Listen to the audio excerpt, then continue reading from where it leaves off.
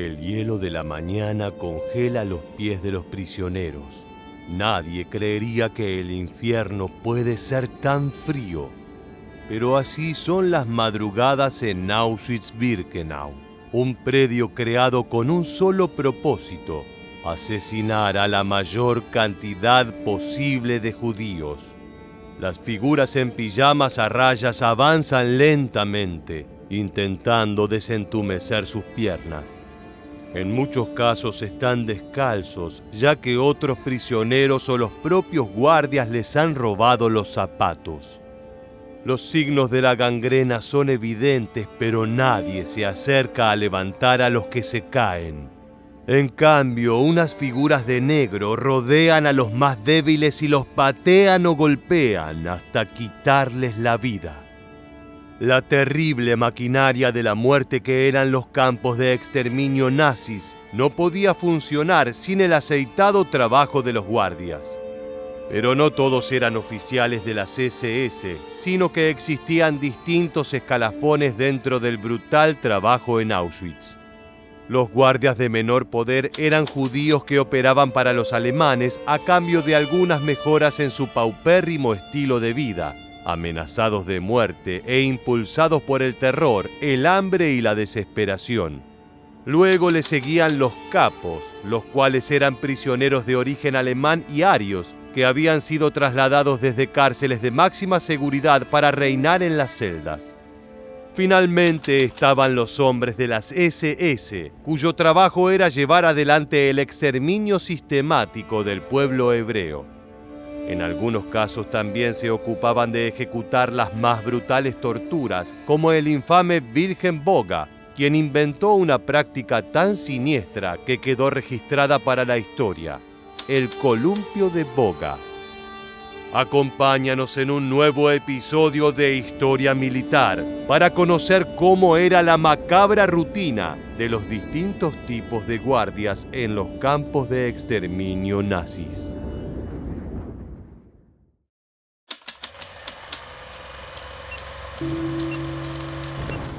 En la Alemania nazi existieron dos tipos de complejos a los que eran enviados los judíos dentro del siniestro plan de Adolf Hitler para exterminarlos.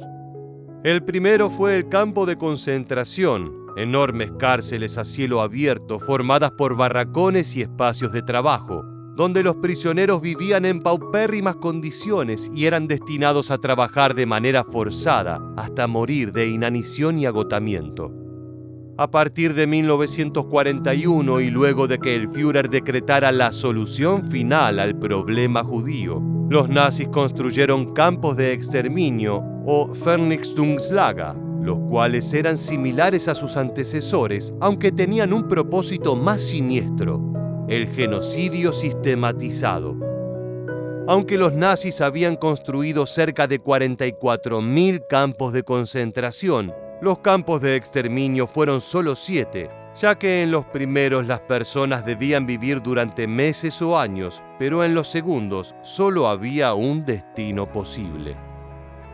Entre las víctimas que fueron aniquiladas en estas fábricas de la muerte, hubo más de 2.7 millones de judíos, casi la mitad de los asesinados durante el Holocausto, e incluso un número superior a los 2 millones que murieron en los campos previos a la solución final.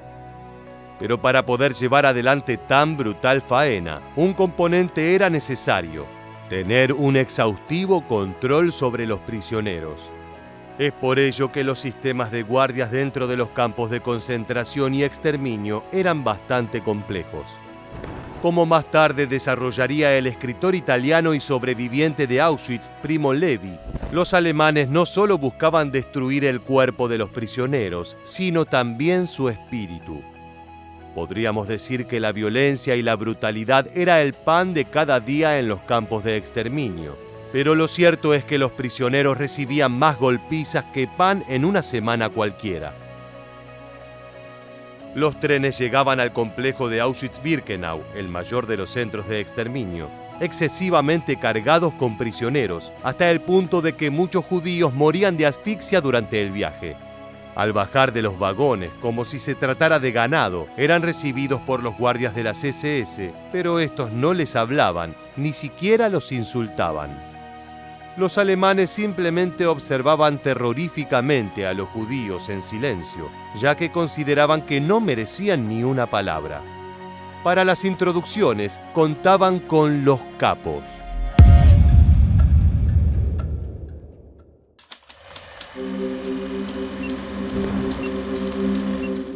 Los capos llegaron a Auschwitz en 1942, antes que los prisioneros judíos. Se trataba de criminales particularmente violentos, como asesinos o abusadores sexuales. Pero pese a que eran personas realmente macabras, seguían siendo alemanes arios, por lo cual el Führer les otorgó un trabajo acorde a su crueldad innata: ser los guardianes internos del lugar. Principalmente eran los reyes de los campos de concentración y exterminio, pero solo reinaban sobre los judíos. Desde que un deportado entraba al complejo, era recibido por alguna de las facciones de los capos que gobernaban en el sitio.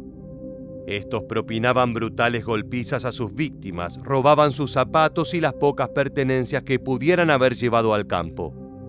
Por supuesto, era normal que arrebataran las raciones de comida a los más débiles, quienes más las necesitaban, para acelerar la muerte por inanición y el esparcimiento de enfermedades.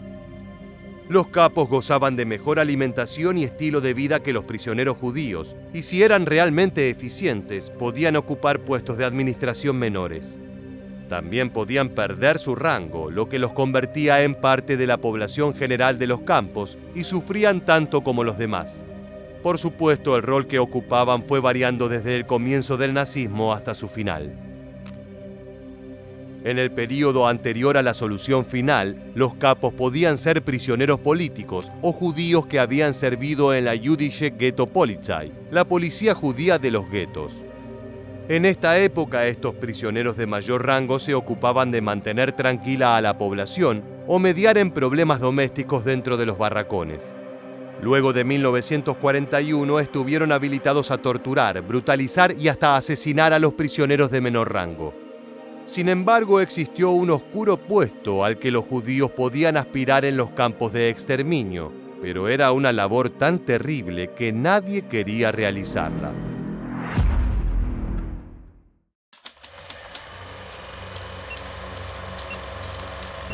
A partir de 1942, el exterminio sistemático se convirtió en la principal actividad de Auschwitz-Birkenau. Cada día miles de prisioneros eran desnudados y conducidos a las duchas, donde eran gaseados con Zyklon B, el pesticida que los nazis utilizaron para acabar con millones de víctimas inocentes. Para deshacerse de los cuerpos se crearon grandes hornos industriales que funcionaban como crematorios comunes. En su época de mayor actividad, 10.000 judíos eran gaseados y cremados diariamente en Auschwitz. Los encargados de conducir a los prisioneros a las duchas falsas eran los guardias alemanes de las SS, pero una vez que las víctimas habían muerto, otras personas se encargaban de deshacerse del cadáver. Los Sonderkommandos o comandos especiales fueron judíos obligados a trabajar transportando los cuerpos de sus camaradas muertos desde las cámaras de gas hasta los crematorios o las fosas comunes. Normalmente estos hombres eran reclutados apenas bajaban de los trenes que llegaban al complejo de exterminio, ya que debían gozar de salud y capacidad física para llevar adelante la siniestra tarea. También recibían un trato diferencial, no tan bueno como el de los capos, pero mejor que el de un prisionero común. Recibían raciones de comida más grandes y podían dormir en sus barracones. Como eran conocedores de los secretos del holocausto judío, los guardias solían mantenerlos lejos de la población general. Aunque esto suene a buena vida dentro de las posibilidades de ser prisionero en Auschwitz, lo cierto es que muchos de estos hombres se suicidaban, ya que era la única manera de evitar el trabajo. En muchos casos, los Sonderkommandos encontraban los cuerpos de sus familiares o amigos entre aquellos que debían transportar, además de que el horror que les causaba la tarea los llevaba a dejar de comer o a deprimirse. Después de una semana, el cerebro ya no era más el mismo. Ya de ver solo tantos muertos en una vez, yo había visto en mi vida solo mi padre cuando murió. Y ver ahí miles y miles de personas aganchados uno con la otro, que estaban una cosa increíble. Ya no entendías más nada de lo que está pasando. Al comienzo de la solución final, los campos de exterminio contaban con unos 300 sonderkomandos, pero en Auschwitz llegaron a ser 900, ya que las cámaras de gas, así como los hornos, funcionaban prácticamente durante todo el día. Cerca del final del nazismo, los guardias de las SS comenzaron a aniquilar a los sonderkomandos, ya que conocían los modus operandi del Holocausto, y si bien la mayoría fueron ejecutados, unos 90 lograron esconderse entre la población general y sobrevivieron para dar sus testimonios. Entre las historias que tenían para contar destacaban los relatos sobre los guardias del campo, específicamente de uno que pasaría a la historia por sus macabros y creativos métodos de tortura.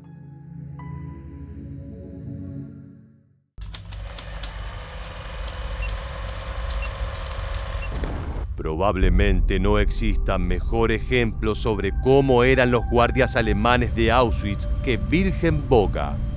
Para presentarlo no hace falta más que citar el relato de una sobreviviente del Holocausto, Dunja Wasserstrom. Durante una selección de prisioneros para su ejecución, Boga eligió a un niño de 4 o 5 años de edad que había descendido de un camión y tenía una manzana en la mano. Le quitó la manzana, tomó al niño por los pies y lo estrelló con suma fuerza contra una pared de las barracas, matando al niño de inmediato. Luego se marchó comiéndose la manzana. El camión con el resto de los niños fue llevado a la cámara de gas. Wilhelm Boga ingresó al partido nazi en 1929 y comenzó su carrera militar como agente de policía auxiliar en 1933, al mismo tiempo que ingresó a la academia para formarse en la fuerza. En 1936 recibió denuncias por maltratar a sospechosos durante los interrogatorios. Pero eso no evitó que en 1937, luego de recibirse de la academia, fuera ascendido a comisario. Luego de pasar unos años trabajando para la policía estatal, Boga fue enviado a Auschwitz. Allí trabajó como teniente segundo del departamento político, que dependía de la Oficina de Seguridad del Reich y era conocida como la Gestapo de los campos de concentración. Sus tareas principales eran mantener el orden del complejo, organizar la recepción de prisioneros, sofocar revueltas y conducir los interrogatorios. El carácter de Boga era tan sanguinario que pronto se ganó el sobrenombre de El Tigre de Auschwitz. Boga llevó adelante sus tareas con la mayor de las crueldades, hasta el punto de que diseñó un método de tortura que aterrorizó a sus propios superiores. El columpio de Boga consistía en tomar una larga barra metálica y ubicarla a unos metros del piso, sobre 2 pilares de madera. Luego se tomaba a un prisionero y se lo ataba por las muñecas y los tobillos a la barra, las manos a la altura de las rodillas, de manera que quedara colgando cabeza abajo, con todo el peso de su cuerpo tirando de sus extremidades. Luego Boga golpeaba con mucha fuerza a los torturados, lo cual generaba un movimiento que producía aún más dolor. La mayoría de las víctimas se desmayaba por el proceso y quedaban colgando hasta que se retomaban las siniestras actividades. Normalmente la tortura llegaba al punto de convertir a las víctimas en sacos de piel y hueso, que luego eran llevadas a fosas comunes. Si bien los propios superiores de Boga le prohibieron esta brutal práctica, el guardia continuó con ella en secreto hasta la evacuación de Auschwitz. Boga fue detenido en 1945, aunque se sometió al proceso de desnazificación de los aliados, lo que le permitió seguir en libertad hasta 1956. Aquel año, junto a decenas de sus compañeros de las SS que impartían el mismo tipo de maltratos a los prisioneros, fue juzgado por sus horribles crímenes gracias a los testimonios de judíos sobrevivientes. El brutal tigre de Auschwitz fue condenado por 144 asesinatos por mano propia, 10 asesinatos junto a otros perpetradores y complicidad en el homicidio de más de 1000 personas como parte de sus labores como miembro del personal de Auschwitz. En 1965 fue sentenciado a cadena perpetua y enviado a la prisión de Wittenheim-Bissingen. donde murió el 3 de abril de 1977, mientras permanecía en cautiverio. Muchas gracias por acompañarnos hasta el final. Permanece atento a nuestro próximo video.